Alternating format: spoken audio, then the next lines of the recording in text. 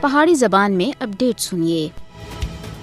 مقبوضہ جموں کشمیر دی بگڑتی ہوئی صورتحال عالمی برادری دی فوری توجہ دا تقاضا کر دی ہے۔ عالمی برادری کو مقبوضہ جموں کشمیر وچ بھارت کی طرف سے جاری ریاستی دہشت گردی کو نظر انداز کسی بھی صورت وچ نہیں کرنا چاہیے۔ بھارت غیر آئینی و غیر قانونی طور دے جموں کشمیر دے اوتے قابض ہے۔ نریندر مودی دی قیادت والی بھارتی حکومت سن مقبوضہ جموں کشمیر دے اندر ظلم وچ بڑی حد تک وعدہ کر کے دا ہے۔ بھارتی فوجیاں سن کشمیریوں کو خوفزدہ کرنے دے واسطے مقبوضہ جموں کشمیر وچ چھاپے اور گرفتاریاں شروع کر کے دے ہیں۔ بھارتی فوجیاں سن اسلام آباد، شوپیاں، کولگام، رجوری، پونچھ اور مقبوضہ جموں کشمیر دے دوئے اضلاع وچ بڑے پیمانے دے اوتے گرفتاریاں شروع کر کے دیا ہیں۔ مقبوضہ جموں کشمیر وچ حال ہی وچ 150 دے زیادہ کشمیریوں کو گرفتار کر کے دا ہے اور تشدد کاروائیاں دے دوران فوجیاں دے ہاتھوں کئی سارے مکانات بھی تباہ ہو چکے ہیں۔ بجبیاڑا، اسلام آباد اور ترال، پلوامہ میں جاری فوجی کاروائیاں دے دوران 2 کشمیریوں دے رہائشی مکانات مکمل طور دے اوتے مسمار کر کے دے ہیں۔ کشمیریوں کو سرچ آپریشن دی آڑ دے وچ مسلسل بربریت دا نشانہ بنایا جا رہا ہے۔ مقبوضہ جموں کشمیر دے اندر گرفتاریاں دے دوران بھارتی فوجیاں دی طرف سے انسانی حقوق کی سنگین خلاف ورزیاں جاری ہیں۔ بھارتی فوج دے کریک ڈاؤن آپریشنز دے دوران کشمیری خواتین اور بچوں کو بھی معاف نہیں کرتے۔ ان چھاپاں کو کشمیریوں دی آزادی دی آواز کو دبانے دے واسطے اجتماعی سزا دے ایک آلے دے طور دے اوتے استعمال کیتا جا رہا ہے۔ مودی حکومت تے